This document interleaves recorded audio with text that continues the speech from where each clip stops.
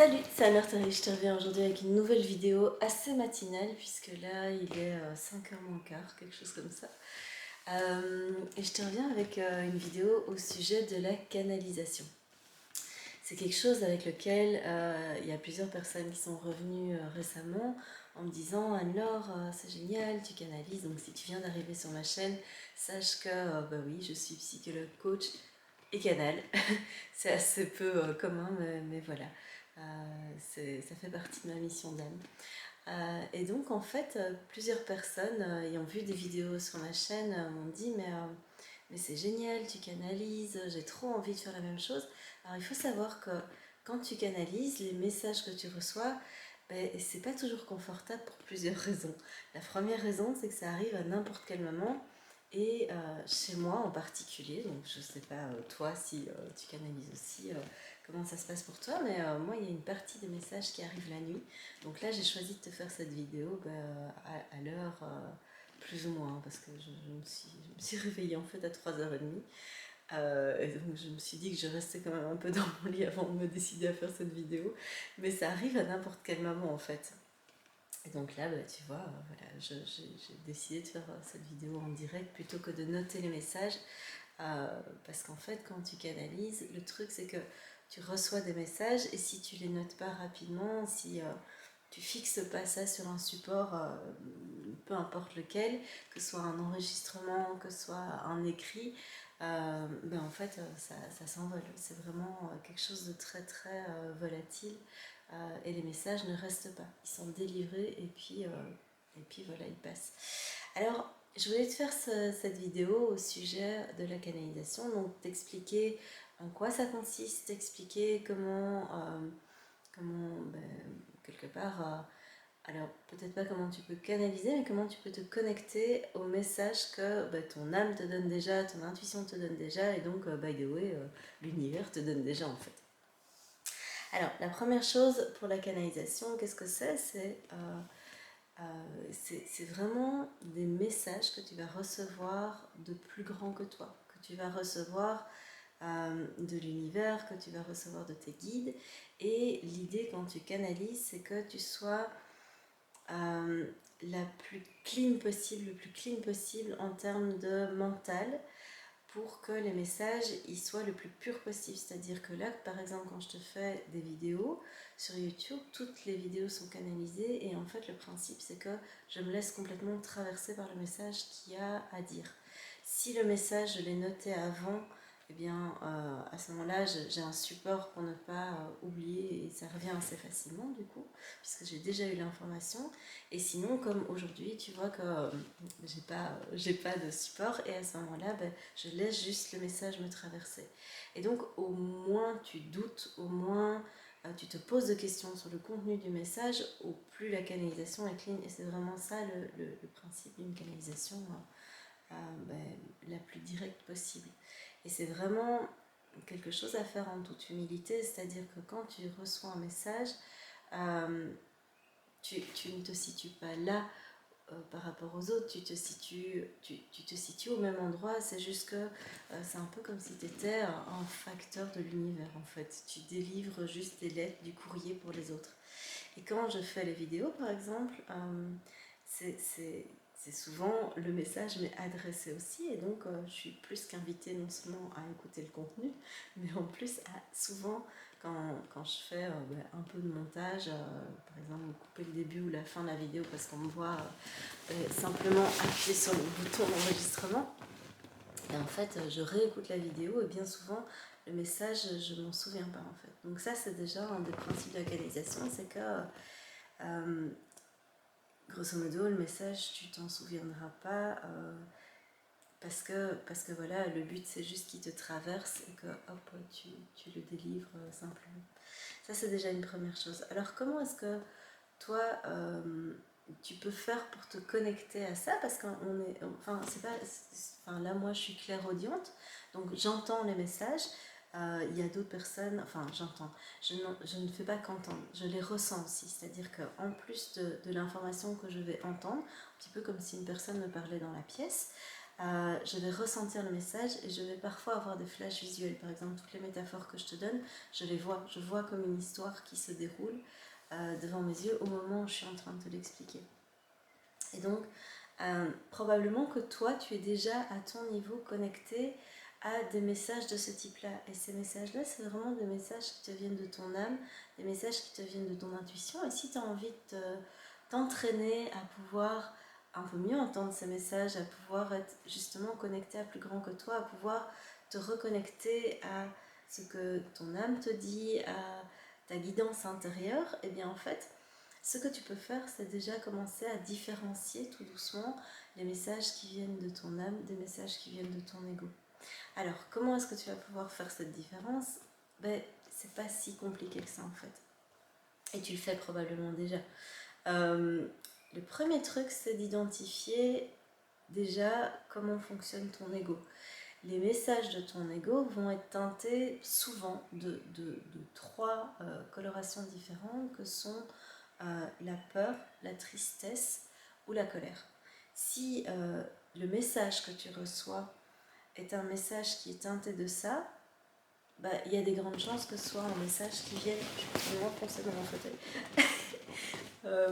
C'est probablement un message qui te vient de ton ego. Alors du coup, ce que tu fais à ce moment-là, c'est pouvoir mettre ton ego de côté et puis lui dire, écoute, merci beaucoup pour l'info que tu me donnes, mais en fait, là, je vais avoir besoin d'autres informations et j'ai besoin que tu te taises. Donc en fait, ton ego est vraiment à considérer comme une part de toi et une part qui n'est pas à brutaliser ou à tuer, comme on peut lire parfois. Moi, je ne suis pas du tout raccord avec ça parce que c'est une part de toi. Et donc, si tu commences à te battre contre toi, bah, franchement, ça va pas bien se passer parce que tu vas être en dualité. Tu vas te retrouver avec deux parties où il y a une partie que tu brutalises et que tu rejettes. Et donc, l'idée, c'est vraiment au contraire de pouvoir te réconcilier avec toutes les parties de toi pour travailler avec toutes ces parties. Donc, l'ego, il faut juste le remettre à sa place. Et donc, quand l'ego vient en doutant par rapport au message que tu peux recevoir en disant ouais mais j'ai peur, je sais pas si je fais bien les choses, je sais pas si les messages que je reçois c'est juste ou pas et peut-être que je vais me planter, enfin tu vois tout le blabla que l'ego peut faire, et ben tu peux juste lui dire ok ben ouais merci beaucoup, c'est cool, tu me donnes des infos et j'en tiens compte, mais là j'ai besoin d'entendre autre chose à l'intérieur de moi. Et donc tu reviens à l'intérieur de toi et tu vas voir que les messages de ton âme, les messages de ton intuition, c'est souvent des messages qui sont teintés de sérénité, de joie, d'amour. Et parfois, quand c'est un message qui vient de ton âme, tu vas voir que ça te tire de l'intérieur, ça pousse à l'intérieur, ça te pousse dans une direction. Et c'est pas une direction qui va toujours être confortable pour toi. Par exemple, moi, les messages où mon âme m'a tiré, m'a poussé, c'était pas du tout confort, c'est pas du tout la voie, c'est pas le chemin que mon ego aurait pris. Mon ego, il aurait pris un chemin mais 10 000 fois plus confortable, 10 000 fois plus facile, un truc où tu te poses pas trop de questions en fait. Un truc où tu as une reconnaissance assurée, une sérénité, une sérénité, non, une sécurité, un confort relatif, parce que simplement tu es dans du connu. Et donc en fait, les messages de mon âme, c'était souvent des directions que j'étais invitée à prendre qui n'étaient pas confort du tout. Parfois pour les canalisations, c'est la même chose. Et donc en fait, tu vas voir que ce qui te tire de l'intérieur, ce qui te pousse, c'est pas un chemin qui va te sembler confortable et c'est normal. Simplement parce que ton âme, elle va t'emmener d'un point A où tu te trouves à un point B où elle t'invite à aller pour que tu sois une meilleure version de toi, pour que tu puisses évoluer, pour que tu puisses être quelque part un upgrade de toi. Pas un upgrade dans le sens où je suis meilleure, je brille plus, etc. Si tu prends cette voie-là, c'est souvent la voie de ton ego. Mais vraiment une version qui est plus clean, une version qui va être en relation avec toi et en relation avec les autres de manière beaucoup plus alignée, de manière beaucoup plus respectueuse, à la fois envers toi et à la fois envers l'autre. Et si je peux te partager des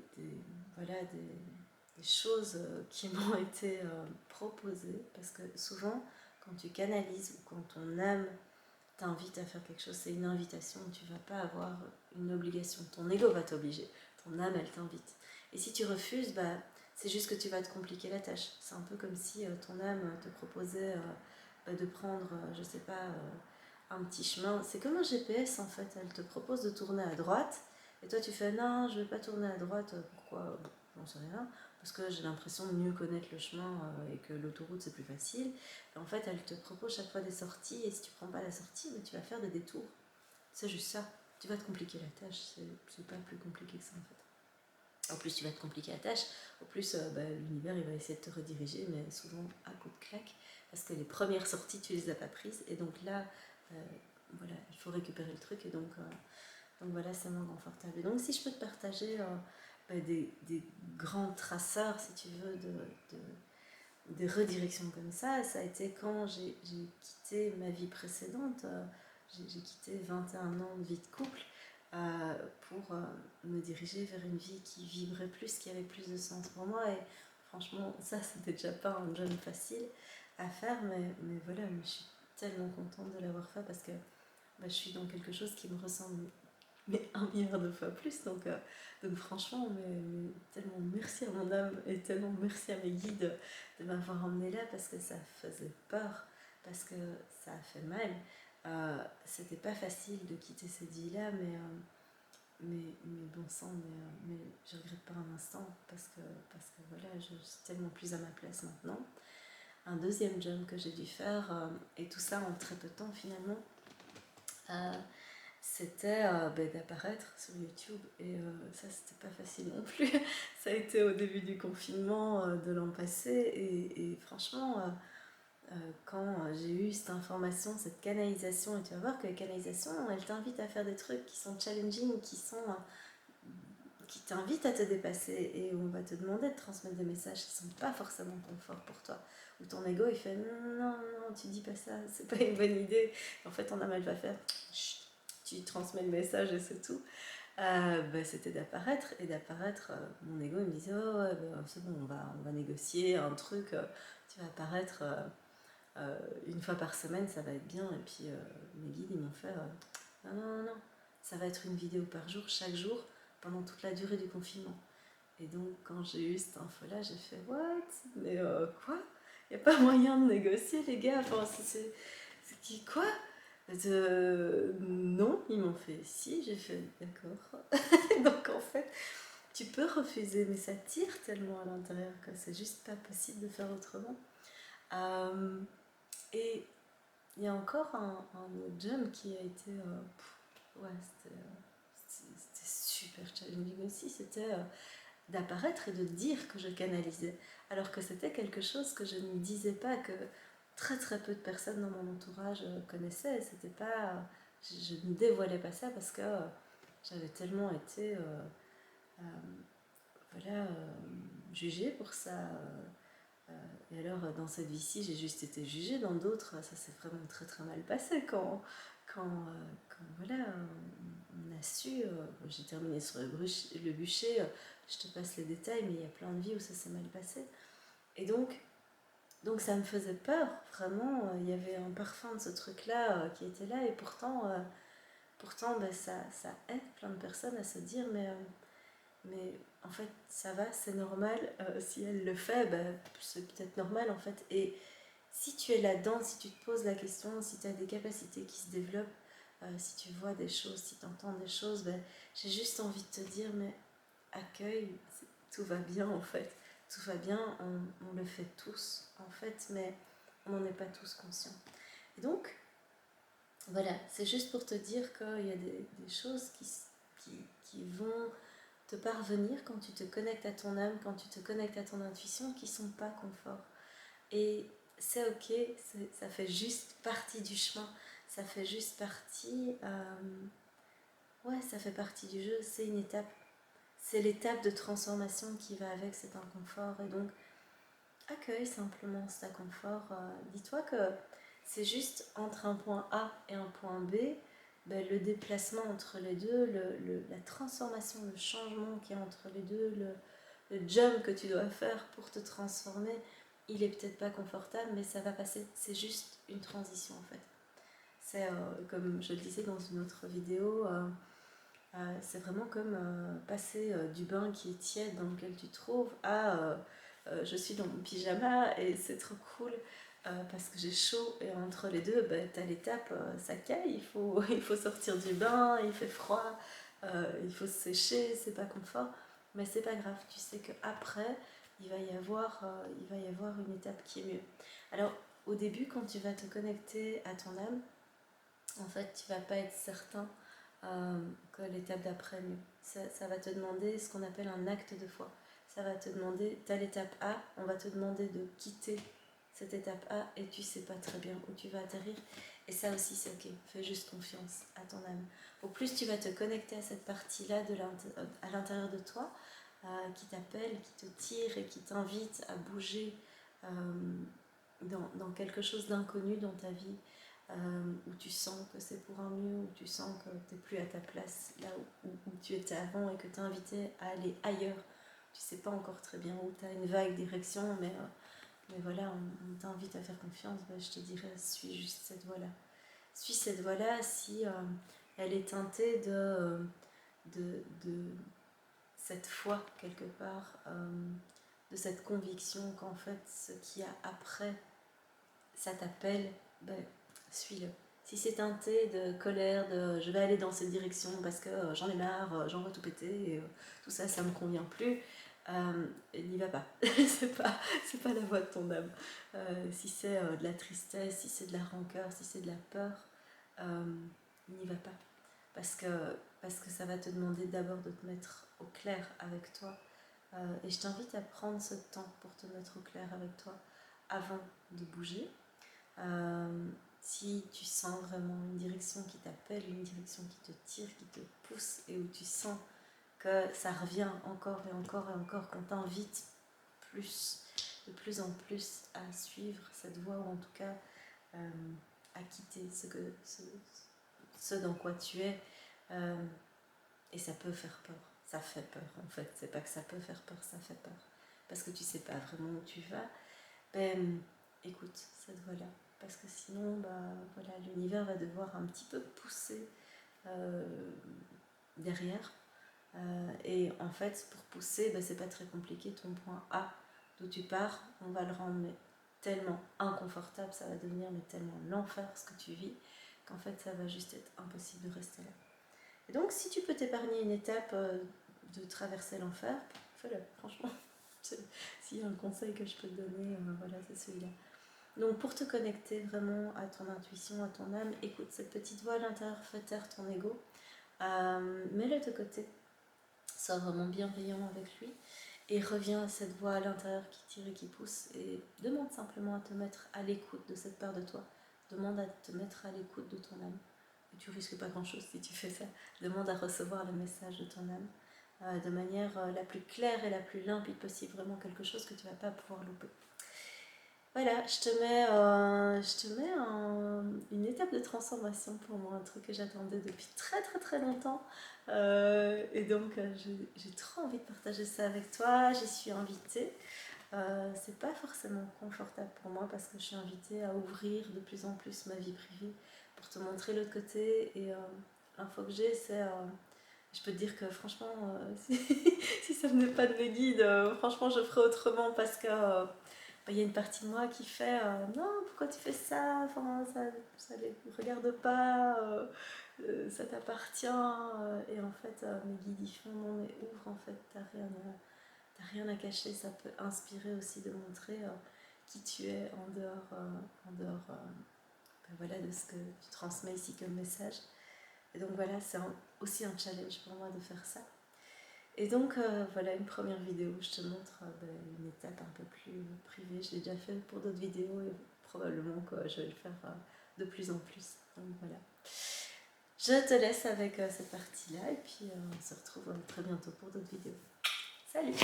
Alors, grand moment pour moi, je suis à la fois excitée et à la fois assez stressée quand même puisque c'est la première fois que j'ai fait un tatouage. J'espère que ça va pas faire trop mal. Je te filme ça si j'ai l'autorisation. Voilà, donc le masque. On va voir si j'ai le droit si j'ai le droit, je te montre ce que ça donne. Ça me fera un souvenir aussi. À tout de suite.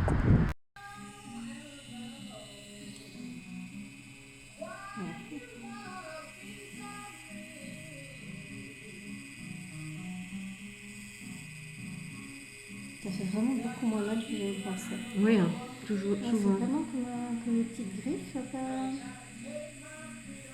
Même pas. On dirait qu'on passe un bic un peu fort sur la peau en fait. Oui, et puis vous allez voir en fonction des endroits, ça peut changer aussi. Ah oui? Oui, parfois 1 mm, c'est un peu plus sensible, mais on reste dans cette gamme-là de douleur. Ah, c'est ça, je vais pas non plus Non, pas mettre à hurler de douleur. non. Ça me rassure, c'est bien.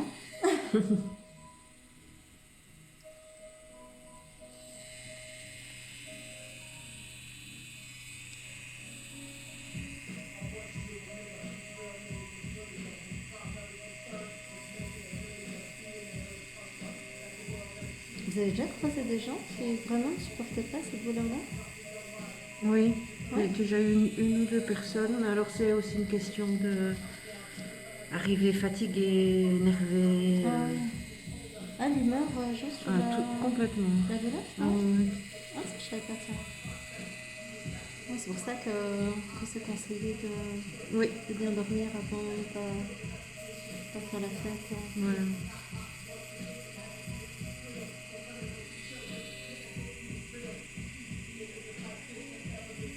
Ça doit vraiment pas être facile de tatouer.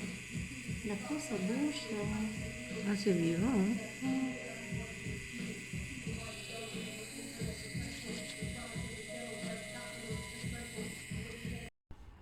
Voilà, ça y est, j'ai enfin mon tatouage, je suis trop contente. J'ai essayé de filmer comme je pouvais parce qu'avec les mains dans le passage et tout, moi couchée, c'était juste pas possible de faire mieux que ça. Mais donc voilà, ce que je retiens de cette expérience, c'est que ben, comme d'habitude, enfin pour moi en tout cas, je sais pas pour toi, mais la peur que j'ai avant, l'idée que je me fais des choses en me disant oh mon Dieu ça va être terrible, c'est souvent bien moins pire quand je passe à l'action que l'idée que je m'en faisais. Donc en fait j'avais assez peur d'avoir mal et en fait ben non, c'est pas pire que si on passait un porte-mine fort sur la peau. Donc ça griffe, mais voilà, c'est pas vraiment, c'est moins pire que chez le dentiste, c'est moins pire qu'un accouchement, donc voilà, franchement c'est trop gérable. La deuxième chose qui me vient et qui pourra peut-être être utile parce que bah, voilà, je te partage ça pour que ça te soit utile quand même, c'est de m'être rendu compte que quand j'accepte les choses, en particulier la douleur, en particulier l'étape inconfortable, puisque bah, ça reste quand même inconfortable, on griffe la peau, on pique la peau avec des espèces de mini aiguilles, et donc ça reste pas très confortable.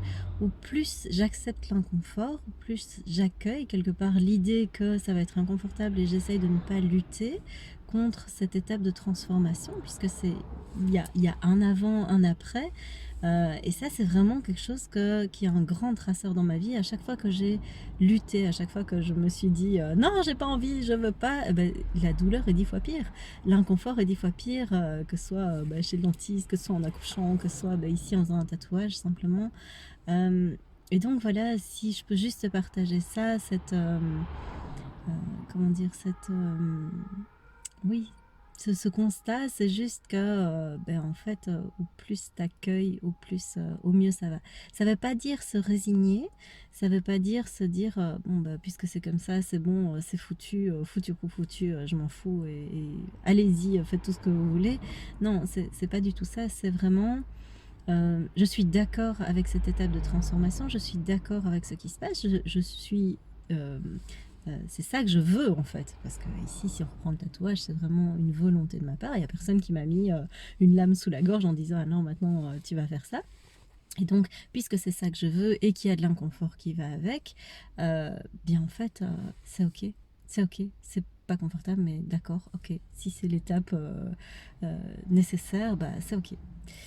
Donc voilà, j'avais juste envie de te partager ça et je te dis à très bientôt pour une nouvelle vidéo. Salut!